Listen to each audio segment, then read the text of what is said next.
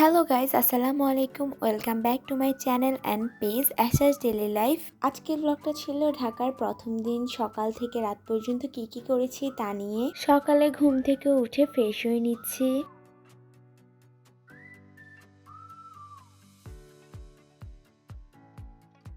তারপর ফজরের নামাজ পড়ে বারান্দায় যেয়ে কিছুক্ষণ দাঁড়িয়েছিলাম।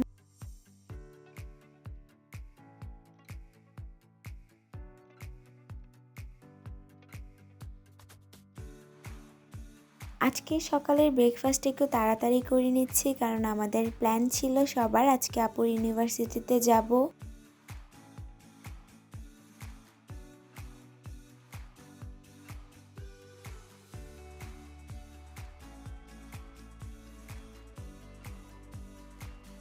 ব্রেকফাস্ট শেষে রুমে গেলাম রেডি হওয়ার জন্য। আপুর ইউনিভার্সিটিতে আজকে আমি, আপা, ভাইয়া গিয়েছিলাম। ঢাকা শহরে সবকিছু আমার ভালো লাগে, শুধুমাত্র জ্যামটা ছাড়া।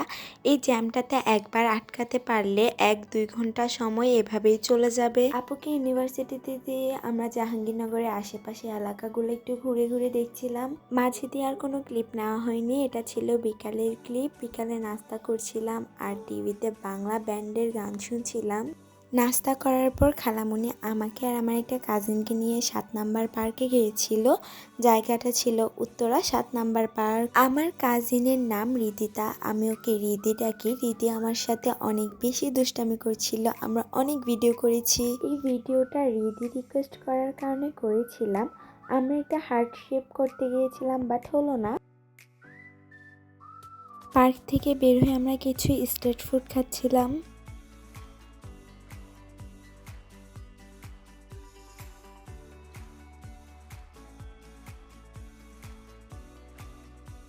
দেন আমরা স্বপ্নে গিয়েছিলাম। স্বপ্নে যেয়ে আমাদের দুষ্টামি কমছিল না। রাতে খাওয়া দাওয়া করে আমি, রিদি আর আপনি বসেছিলাম গানের কলি খেলতে। আমাদের গানের গলা এত সুন্দর না, তার একটা ভিডিও শেয়ার করি, চলেন। তোমাকে দিলাম এই প্রেম, তোমাকে দিলাম, তুমি চোখের আড়াল হও, কাছে কি বা দূরে রাও, মনে রেখো। আমি আর রীতি প্ল্যান করলাম আমরা একটা ডান্স কভার করব। একটা ডান্স ভিডিও করছি, যেটা কালকে আমরা দুজন কভার করব, মানে প্র্যাকটিস করছি। এর জন্য বাসার সবাই আমাদেরকে একটু পর খাবার দিয়ে যাচ্ছে, কত লাকি আমরা। আর আরেক বাটপারের কালকে ভার্সিটি পরীক্ষা, সে আমাদের বসে বসে নাচ দেখছে।